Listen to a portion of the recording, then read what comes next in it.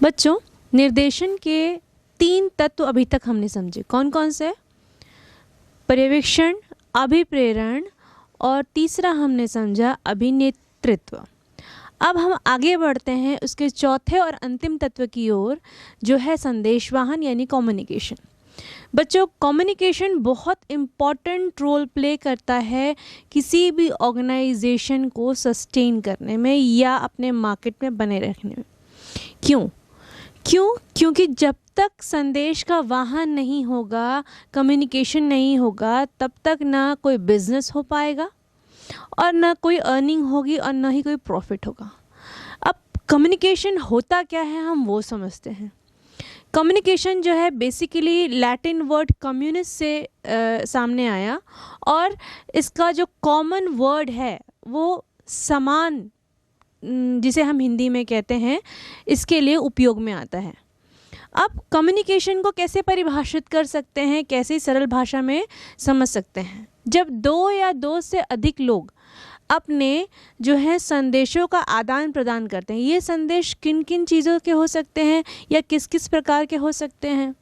या तो वो कंप्लेन हो सकते हैं, ठीक है, या तो कोई मैसेज दे रहे हैं, ऐसा हो सकते हैं, या अपने भावों को व्यक्त कर रहे हैं, ऐसे हो सकते हैं, अपने फीलिंग्स को बता रहे हैं, हो सकते हैं।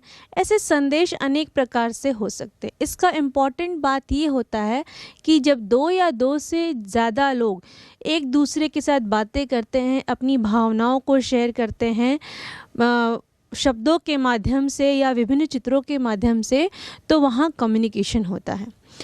बच्चों, कम्युनिकेशन को आइए हम कुछ परिभाषाओं से और अच्छी तरीके से समझते हैं। सर कीथ डेविस के अनुसार संदेशवाहन एक प्रक्रिया है जिसके अंतर्गत संदेश एवं समझ को एक व्यक्ति से दूसरे व्यक्ति तक पहुंचाया जा सकता है। उसी प्रकार सीजी ब्राउन सर के अनुसार संदेशवाहन एक व्यक्ति से दूसरे व्यक्ति तक सूचना का हस्तांतरित सूचना प्राप्तकर्ता को ठीक प्रकार से समझ में आनी चाहिए। बच्चों, दोनों परिभाषाओं को अगर हम गौर से देखें तो इन्होंने एक कॉमन चीज़ कही है कि 2 या 2 से ज़्यादा लोग होने चाहिए और संदेश का वाहन उन लोगों के बीच में होना चाहिए, तभी कम्युनिकेशन कंप्लीट होता है। अभी भी मैं जो कम्युनिकेट कर रही हूँ ये 1 साइडेड कम्युनिकेशन है। कम्युनिकेशन पूरी तरह परिभाषित तभी होता है जब वह 2 वे यानी द्विमार्गीय होता है। आइए परिभाषा को समझने के बाद हम इनकी कुछ विशेषताओं को जानते हैं। कुछ विशेषताएं इस प्रकार हैं। पहली विशेषता है 2 या 2 से अधिक व्यक्ति। फर्स्ट जो फीचर है या कैरेक्टरिस्टिक है, जो मैंने अभी तक बताया कि किसी भी कम्युनिकेशन में 2 या 2 से अधिक व्यक्ति होने चाहिए। क्यों? क्योंकि ये एक दूसरे के फीलिंग्स, थॉट्स, बिलीव्स, इंग्लिश में फीलिंग्स, थॉट्स, बिलीफ कह रही हूँ मैं, इसे हिंदी में कहते हैं कि भावनाओं का, समझ का, विचारों का आदान प्रदान करते हैं। ये इस तरह से भी हो सकते हैं, कंप्लेंट्स भी हो सकते हैं, जैसे मैंने कहा ये कंप्लेंट्स भी हो सकते हैं, मतलब शिकायत भी हो सकती है, या अपनी भावनाओं को व्यक्त भी कर सकते हैं। इसके अलावा अपने कुछ विचारों को व्यक्त भी कर सकते हैं। तो इसके लिए 2 लोगों का होना ज़रूरी है। इसके बाद जो दूसरी विशेषता है वो इस प्रकार है। दूसरी विशेषता कहती है विचारों का विनिमय, एक्सचेंज ऑफ आइडियाज़। जब 2 लोग होंगे, एक दूसरे से बातचीत करेंगे, तो वो क्या करेंगे, अपने आइडियाज़ को क्या करेंगे, विचारों का विनिमय करेंगे, एक दूसरे के साथ क्या करेंगे, बांटेंगे, उसको शेयर करेंगे। तो ये क्या है, दूसरा फीचर है। तीसरा फीचर कहता है आपसी समझ, म्यूचुअल अंडरस्टैंडिंग। इसमें क्या होना चाहिए, हम या एक व्यक्ति दूसरे व्यक्ति को जो बात कह रहा है, यानी प्रेषक, सेंडर, प्रेषक को इंग्लिश में सेंडर कहते हैं, जो सेंडर है वो रिसीवर को, अगर यानी जो रिसीव कर रहा है, जो बात को सुन रहा है, वो रिसीवर को जो बात कह रहा है, अगर वो उसकी बात को उसी तरह समझ जाए जिस तरह का वो कहना चाह रहा है, तो वहाँ पे कम्युनिकेशन कंप्लीट हो जाएगा। लेकिन अगर इसकी उल्टी स्थिति उत्पन्न होती है कि प्रेषक कुछ और कहना चाह रहा है, लेकिन जो रिसीवर है या जो ग्रहण करता है या सुन रहा है उसकी बात को, वो उसकी बात को उस तरीके से न समझ के किसी और तरीके से समझ जाता है, तो वहाँ जो कम्युनिकेशन होता है या संदेश वाहन होता है वह सही नहीं होता या पूरा नहीं होता है। तो इसका तीसरा फीचर यही कहता है कि प्रेषक और जो ग्रहण करता है या रिसीवर है, उन दोनों के बीच में क्या होना चाहिए? म्यूचुअल अंडरस्टैंडिंग होनी चाहिए। चौथा जो फीचर या कैरेक्टरिस्टिक है वो कहता है प्रत्यक्ष व अप्रत्यक्ष संदेशवहन। इसमें क्या होता है, जब दो व्यक्ति आमने सामने खड़े होकर बात करते हैं तो उसे प्रत्यक्ष संदेशवहन कहते हैं, और अप्रत्यक्ष संदेशवहन ठीक इसके विपरीत होता है। तो कम्युनिकेशन में ये ज़रूरी नहीं है कि जो लोगों के बीच जो कम्युनिकेशन हो रहा है वो प्रत्यक्ष रूप से ही हो, ये अप्रत्यक्ष रूप से भी हो सकता है। उसके बाद हम पांचवें इसके फीचर की ओर बढ़ते हैं, जो कि है सतत प्रक्रिया यानी कंटिन्यूस प्रोसेस। देखिए, कम्युनिकेशन जो है कभी न रुकने वाली प्रक्रिया है, अर्थात ये हमेशा चलती रहेगी। इसे इसलिए कंटिन्यूस प्रोसेस कहा गया है। क्या एक व्यक्ति से बात करने के बाद क्या वह व्यक्ति दूसरे से या पहला व्यक्ति तीसरे से बात नहीं करता या अपने विचारों का आदान प्रदान नहीं करता? नहीं, ऐसा नहीं है। हमेशा कम्युनिकेशन कहीं ना कहीं चलता रहता है और आइडियाज़ जो है एक्सचेंज होते रहते हैं। आइडियाज़ एक्सचेंज होते रहते हैं मतलब विचार जो है वो विनिमय होते रहते हैं, उनका विनिमय होता रहता है। तो हम कह सकते हैं कि कम्युनिकेशन या संदेशवहन जो है ये कभी न रुकने वाली प्रक्रिया है या सतत प्रक्रिया है। इसके बाद छठवां जो इसका फीचर है वो कहता है शब्दों व संकेतों का प्रयोग, uses of words and as well as symbols. जैसे मैंने आपको कहा कि शब्दों का प्रयोग करके हाँ, और इसी में अगर सिंबल का प्रयोग करूँ तो यस। तो इन चीज़ों का उपयोग करके क्या कर सकते हैं? संदेश का वाहन कर सकते हैं या संदेश वाहन कर सकते हैं। और बहुत सारे अलग अलग गेस्चर्स को हम एक्सेप्ट कर सकते हैं, गेस्चर्स के थ्रू हम समझा सकते हैं। जैसे कि हम अगर आपने आप बचपन में अपने टीचर्स को देखे होंगे, कहते होंगे शट योर माउथ, चुप रहिए। समटाइम्स वो ये कहती नहीं होंगी या चुप हो जाती होंगी और इस तरीके से आपको हिंट करती होंगी कि आप चुप रहिए, शोर मत मचाइए। तो इन तरह के गेस्चर्स यानी अपने शारीरिक जो बनावट है तथा शारीरिक रूप से हम क्या करते हैं? संकेत देते हैं कि हम कहना क्या चाह रहे हैं। उसके बाद द्विमार्गीय प्रक्रिया, ये मैंने सबसे पहले ही बताया था कि जो कम्युनिकेशन है या संदेशवाहन है ये द्विमार्गीय प्रक्रिया होनी चाहिए, क्योंकि जो प्रेषक है जब वो अपने विचारों को प्रेषित करता है रिसीवर को, उस समय स्थिति क्या होती है? वो क्या करता है? उस बात को समझता है। उस बात को समझने के बाद या उन विचारों को समझने के बाद क्या करता है? वो अपनी ओर से भी अपने विचार व्यक्त करता है। तभी ये जो संदेशवाहन की प्रक्रिया होगी वह द्विमार्गीय होगी। तो बच्चों, इस तरीके से हमने संदेशवाहन के कुछ विशेषताओं को समझा। आइए अब हम इसके प्रोसेस को देखते हैं। संदेशवाहन की प्रक्रिया, देखिए बच्चों, आपके प्रश्न पत्र में ये जो क्वेश्चन है दो फॉर्म में आ सकता है। एक तो प्रोसेस के रूप में पूछा जाएगा और एक पूछा जा सकता है एलिमेंट्स ऑफ कम्युनिकेशन, जिसे हम हिंदी में कहते हैं जो संदेशवाहन के तत्व। जब प्रोसेस पूछा जाएगा तो इसमें 7 बिंदुओं को आपको सम्मिलित करना है, और जब इसको एलिमेंट्स यानी तत्व पूछे जाएंगे तब इसे 8 बिंदुओं में सम्मिलित करना है। प्रोसेस के लिए आप इस तरह का फिगर बनाएंगे जो कि आप स्क्रीन पर देख रहे हैं, और जब आपको तत्व पूछे जाएंगे तो उस स्थिति में आप नंबरिंग करके केवल इन फिगर में जो नाम दिए गए हैं उनको लिखेंगे और उसको फिर क्या करेंगे? एक्सप्लेन करेंगे आपके शब्दों में। आइए अब हम इन बिंदुओं पर चर्चा करते हैं। संदेशवाहन की प्रक्रिया जब हम शुरू कर रहे हैं उसमें हम सबसे पहले लेते हैं प्रेषक को यानी सेंडर को। यहाँ पे मैं प्रेषक हूँ क्योंकि मैं अपने मैसेज को क्या कर रही हूँ? सेंड कर रही हूँ, मैं अपने विचारों को बता रही हूँ। तो प्रेषक कौन हुआ? मैं स्वयं हूँ। इसी तरह से हम संदेश, मैसेज, अब जो मेरे दिमाग में चल रहा है वो है मैसेज। ठीक है बच्चों, मतलब वे आइडियाज़ या वो चीज़ें जो मैं अपने रिसीवर तक या हम कह सकते हैं प्राप्तकर्ता तक मैं पहुंचाना चाहती हूं, वो चीज़ें हो जाएंगी मैसेज। इसके बाद आती है तीसरी जो बिंदु है वो है संदेशबद्धता यानी एनकोडिंग। अब होता ये है कि मान लीजिए सामने वाले को क्या है, मैं जिससे बात कर रही हूँ उसको मेरी बातों को समझाने के लिए मुझे ग्राफ्स, चित्र या अन्य माध्यमों का यूज़ करना पड़ता है। या मान लीजिए मैं हिंदी बोलती हूँ और उसे इंग्लिश आती है, इस स्थिति में क्या होगी, मैं अपने मैसेज को क्या करूँगी, उसकी भाषा में ट्रांसलेट करूँगी, कोशिश करूँगी उसको समझाने की। तो यहाँ होता है संदेशबद्धता या एनकोडिंग। और उसके बाद आता है माध्यम यानी मीडिया। इसमें क्या होगा, या तो मैं अपने लैंग्वेज से समझाने की कोशिश करूँगी, या तो चित्रों के माध्यम से समझाने की कोशिश करूँगी, या उसके बाद ग्राफ के माध्यम से समझाने की कोशिश करूँगी। तो जिन माध्यमों का यूज़ करूँगी, जैसे ग्राफ हुआ, पिक्चर्स हुआ, या अपने गेस्चर्स हुए, इन सभी चीज़ों को हम किस में लेते हैं, मीडिया में लेते हैं। उसके बाद आता है प्राप्तकर्ता। प्राप्तकर्ता वह व्यक्ति होता है जो प्रेषक द्वारा दिए गए मैसेज को रिसीव करता है या प्राप्त करता है, उसे कहते हैं प्राप्तकर्ता। अब उसके बाद वो क्या करता है, संदेश वाचन यानी डिकोडिंग। डिकोडिंग, जब मैसेज दिया है प्रेषक ने तो प्रेषक ने उसको एनकोड किया, और जो प्राप्त करता है अब उस संदेश को अपने अनुसार अच्छी तरीके से जब समझता है या समझने का प्रयत्न करता है, तब यहाँ पे संदेश वाचन कहा जाता है इस स्टेप को, या डिकोडिंग कहा जाता है। डिकोडिंग के बाद आती है वापस जानकारी या प्रतिपुष्टि, और इंग्लिश में हम इसे कहते हैं फीडबैक। अब बात समझ में आ गई प्राप्तकर्ता को या रिसीवर को। अब क्या करेगा, वो अपने विचार भी मेरे द्वारा दिए गए या प्रेषक के द्वारा दिए गए विचारों पर अपना मत रखेगा।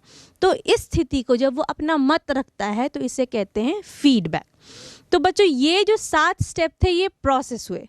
अब जो 8वां मैं नॉइज़ बता रही हूँ, इसकी चर्चा या इसके बारे में विवेचना आप तब करेंगे जब आपको क्वेश्चन ये आएगा आपकी क्वेश्चन पेपर में कि आप जो हैं संदेशवाहन के तत्वों के बारे में चर्चा कीजिए। तो 8वां तत्व होगा नॉइज़। नॉइज़ क्या होता है, शोर।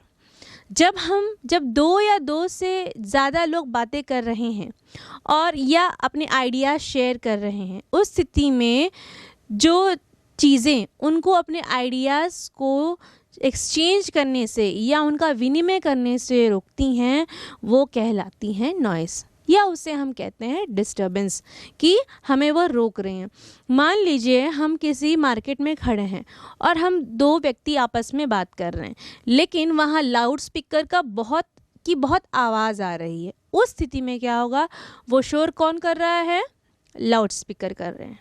इसी तरह अगर हम दूसरा एग्जाम्पल लें, आप अपनी क्लास में पढ़ रहे हैं, आपके क्लास टीचर आपको पढ़ा रहे हैं, लेकिन बाजू की क्लास से या बगल की क्लास से क्या हो रहा है, बहुत आवाज़ें आ रही हैं। वहाँ पे मान लीजिए आर्ट एंड क्राफ्ट का पीरियड चल रहा है, वहाँ पे एक्सप्लेनेशन उस तरीके का है, लेकिन वहाँ से आवाज़ें बहुत आ रही, जिससे आपको डिस्टर्ब हो रहा है, आपकी पढ़ाई में डिस्टर्बेंस क्रिएट हो रहा है।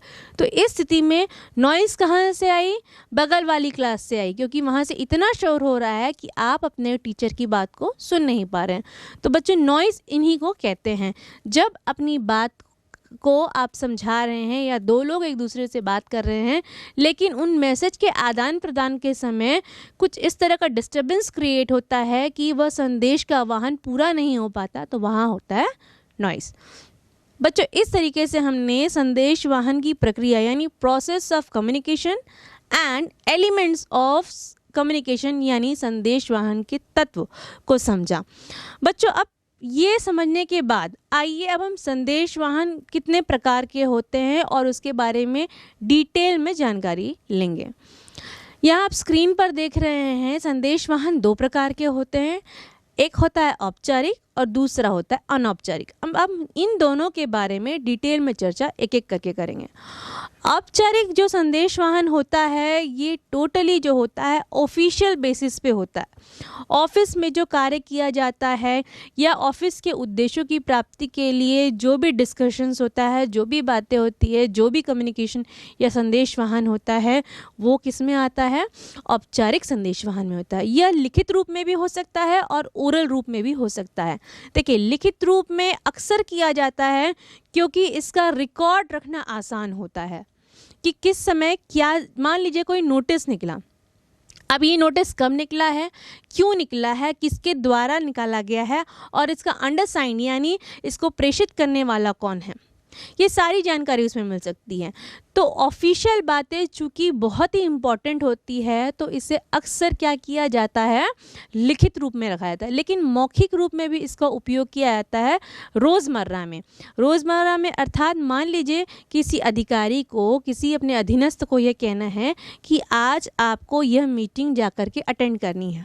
अब ये केवल मीटिंग केवल एक व्यक्ति को अटेंड करनी है, उसके लिए व्यक्ति नोटिस नहीं निकालेगा। वो क्या करेगा, फ़ोन उठाएगा, अपने अधीनस्थ को फ़ोन लगाएगा कि सर आप जाइए, आपकी 10 बजे से मीटिंग है, आपको वो मीटिंग अटेंड करनी है। This is also a kind of official और फॉर्मल कम्युनिकेशन। ठीक है, ये भी एक औपचारिक जो कम्युनिकेशन या संदेश वाहन का तरीका है। तो इस तरीके से हमने औपचारिक संदेश वाहन को समझा। आइए अब हम इसकी कुछ विशेषताओं को जानते हैं।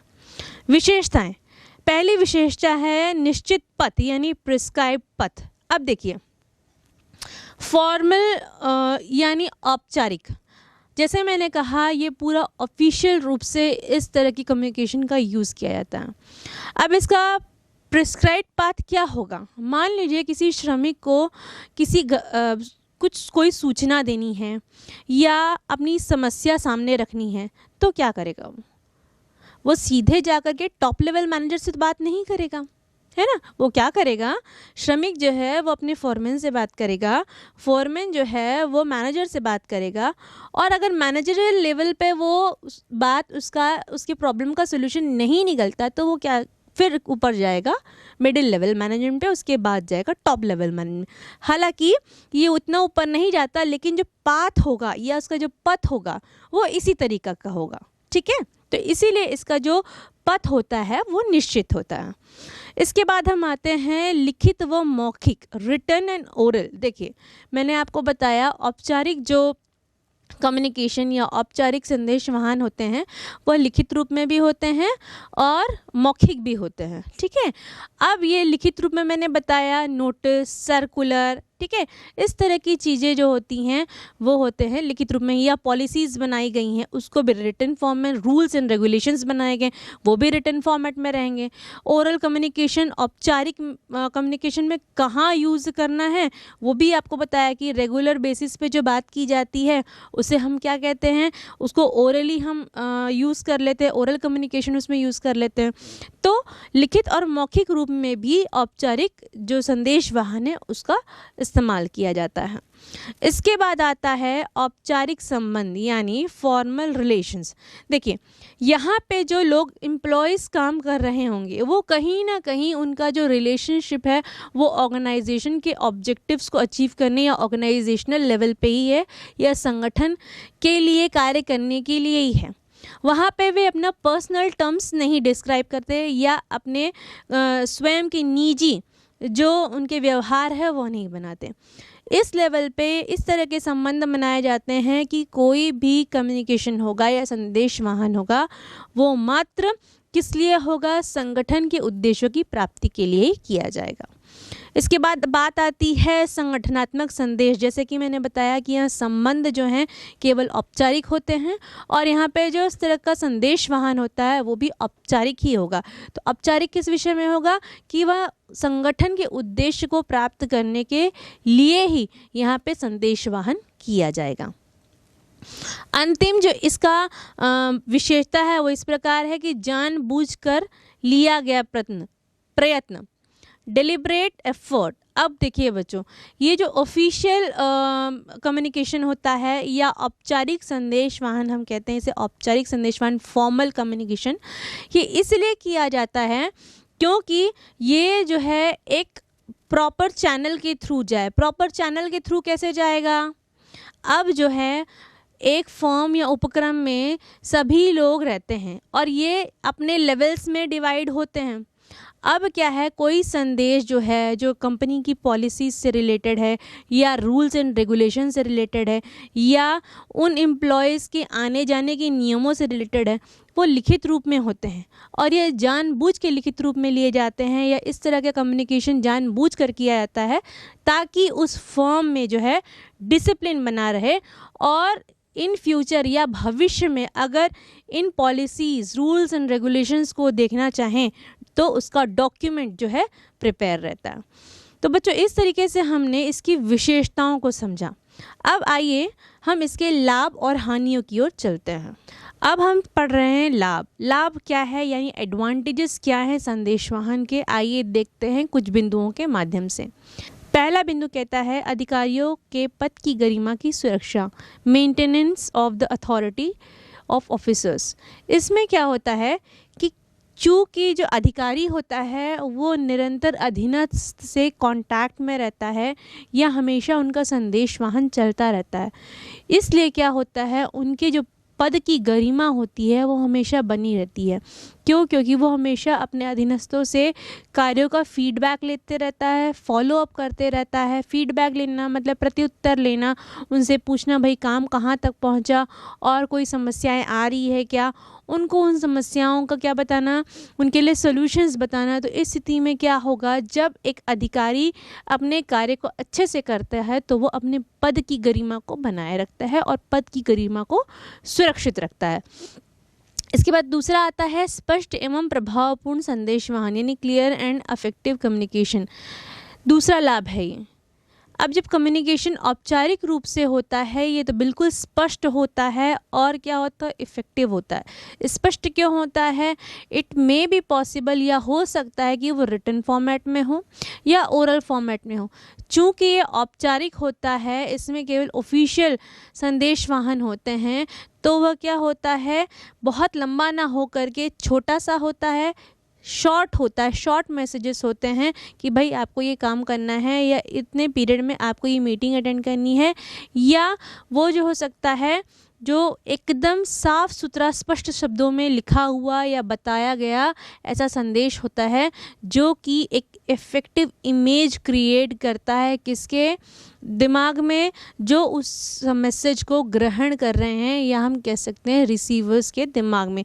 तो हम इसे कह सकते हैं जो इसमें संदेश होते हैं वह स्पष्ट और प्रभावपूर्ण होते हैं, या ये जो संदेशवाहन का तरीका है यह स्पष्ट और प्रभावपूर्ण होता है। तीसरा बिंदु कहता है सूचनाओं का व्यवस्थित प्रवाह, orderly flow of effective information. मैंने जैसे आपको बताया कि ये प्रिस्क्राइब्ड पाथ में चलते हैं, यानी दिए गए पथ को फॉलो करते हैं, उसी पथ पर कार्य करते हैं। जैसे कि मैंने आपको बताया श्रमिक को अगर अपनी बात या अपनी जो समस्याएं हैं वो अपने समस्याओं को दूर करना चाहता है, तो इसके लिए वो क्या करेगा, सबसे पहले इन्फॉर्मेशन किसको देगा, अपने फॉरमैन को देगा या सुपरवाइज़र को देगा। वो सुपरवाइज़र या फॉरमैन क्या करेगा, वो उसके बाद उसको मैनेजर या प्रबंधक तक पहुंचाएगा। और इस तरीके से ये जो पाथ होता है या इन्फॉर्मेशन का फ्लो होता है या संदेश का प्रवाह हम जिसे हिंदी में कहते हैं, वह क्या होता है, एक व्यवस्थित रूप में होता है, क्योंकि इसका जो पथ है वो निश्चित रहता है और निर्धारित रहता है। इसके बाद बात आती है सूचनाओं के स्रोत की सुगम जानकारी, easy knowledgeable of source and information. अब कोई भी संदेश कहाँ से आया है यह हमें उसे जानना बहुत आसान हो जाता है कि इसका उद्गम क्या है। अगर किसी ने नोटिस जारी किया है, मान लीजिए किसी ऑफिस में किसी मैनेजर ने नोटिस जारी किया है, तो नीचे वो क्या करेगा, अपना साइन करेगा, वहाँ पे अपना वो डेजिग्नेशन यानी वो किस पद को होल्ड करता है या कौन सा पद अपने पास रखता है वो उसमें अंकित करेगा। तो इससे क्या स्पष्ट हो जाएगा कि यह कौन व्यक्ति है जिसने ये नोटिस निकाला है या किस व्यक्ति के निर्देशानुसार ये नोटिस या सर्कुलर निकला है, और उस नोटिस या सर्कुलर में क्या होगा, उस किस डेट पे निकला है कि या किस तारीख को ये निकला है। तो इससे स्पष्ट हो जाएगा कि उस नोटिस या सर्कुलर का स्रोत क्या है, उसको जानना इजी हो जाएगा। इसके बाद जो अंतिम लाभ आता है वह है नियंत्रण में सुविधा, यानी फैसिलिटेट कंट्रोल। अब जब हमें पता चल गया है कि औपचारिक वातावरण में क्या होता है, केवल फॉर्मल कम्युनिकेशन होता है या ऑफिस से रिलेटेड सारी चीज़ें या सारी संदेश का वाहन होता है, अब उन पे कंट्रोल रखना आसान हो जाता है, क्योंकि हम वहाँ पे कोई भी ऐसी बात नहीं करेंगे जो संगठन के उद्देश्य की प्राप्ति की ओर अग्रसित ना हो। हम उतनी ही बात करेंगे या उस फर्म के एम्प्लॉयज़ उतनी ही बात करेंगे जो कि अल्टीमेटली क्या करेंगे, उस ऑर्गेनाइजेशन या संगठन की उद्देश्य को प्राप्त करने के लिए करेंगे। तो इससे क्या होता है कि उन पर नियंत्रण जो है वो सुविधाजनक हो जाता है, या हम इसे इंग्लिश में कहते हैं कि कंट्रोल करना, उनको इतना कंट्रोल करना इजी हो जाता है। अब हमने लाभ जान लिए, आइए अब हम इनकी कुछ हानियों को जानते हैं। हानियाँ क्या क्या हैं? हानियाँ कुछ इस प्रकार से हैं। पहली हानि है कि कार्य का अधिक बोझ, ओवरलोड ऑफ वर्क। अब देखिए, मैं कह रही हूँ कि कोई भी संदेश देना है तो अक्सर इन्हें रिटन फॉर्मेट में लिखना। अब रिटन फॉर्मेट में लिखने के लिए वो टाइम कंज्यूमिंग हो जाएगा, मतलब ज़्यादा समय लेगा। क्यों लेगा? क्योंकि उसमें जो शब्द होंगे वो बहुत अच्छे होने चाहिए, ऑफिशियल तौर पे हैं, क्योंकि उनका प्रारूप होगा वो बहुत अच्छा होना चाहिए, प्रेजेंटेबल होना चाहिए, जिससे कि ऑफिस में ऑफिस टर्म्स बनाए रखने में वह सहायक होते हैं। तो क्या होता है कि इन छोटे छोटे संदेशों को एक अच्छा रूप देने में क्या हो जाता है, कार्य बढ़ जाता है उसको। ठीक है, तो इसको कह सकते हैं कार्य का अधिक बोझ होना या ओवरलोड ऑफ वर्क होना। अब हम आते हैं दूसरे बिंदु की ओर, जिसे कहते हैं सूचनाओं का स्वरूप बदलना, यानी डिस्टॉर्शन ऑफ इंफॉर्मेशन। इसमें क्या होती हैं, सूचनाएं जो होती हैं एक हाथ से निकलकर कई हाथों से होकर जाती है, तो इसमें क्या होता है, उसका जो स्वरूप है वो बदल जाता है। तीसरा बिंदु कहता है अधिकारियों द्वारा लापरवाही, ओवरलुकिंग बाय द ऑफिसर्स। इसमें क्या होता है कि जो अधिकारी होते हैं वो अपने नियमित कार्य को समझकर कि अरे ठीक है ना, ये तो रोज़मर्रा का है, तो इस स्थिति में क्या करते हैं, वो उसकी तरफ उतना ध्यान नहीं देते हैं और उसकी तरफ क्या हो जाते हैं, लापरवाह हो जाते हैं। इसके बाद चौथा बिंदु आता है व्यक्तिगत संपर्क की कमी, लैक ऑफ पर्सनल कॉन्टैक्ट्स। अब इसमें क्या होता है, पर्सनल रिलेशंस या पर्सनल टर्म्स नहीं बन रहे हैं। जो भी टर्म्स हैं वो ऑर्गेनाइजेशनल या संगठन के बेसिस पे ही बन रहे हैं। तो इस स्थिति में क्या होगा कि कोई पर्सनल कार्य होना पॉसिबल नहीं है। जो भी कार्य होंगे वो क्या होगा, ऑर्गेनाइजेशनल लेवल पे ही होगा। इसके बाद ये धीमी प्रक्रिया है या स्लो प्रोसेस है, बट ऑब्वियस जब कोई भी इंफॉर्मेशन जो है इतना one by one, step by step, एक एक करके ऊपर से नीचे की ओर या नीचे से ऊपर की ओर उसका फ्लो होगा, तो उस स्थिति में वो जो प्रोसेस होगा, संदेश वाहन का जो प्रक्रिया होगी संदेश वाहन की, वो क्या हो जाएगी, स्लो हो जाएगी या धीमी हो जाएगी। तो बच्चों, इस तरीके से हमने इसकी हानियों को जाना।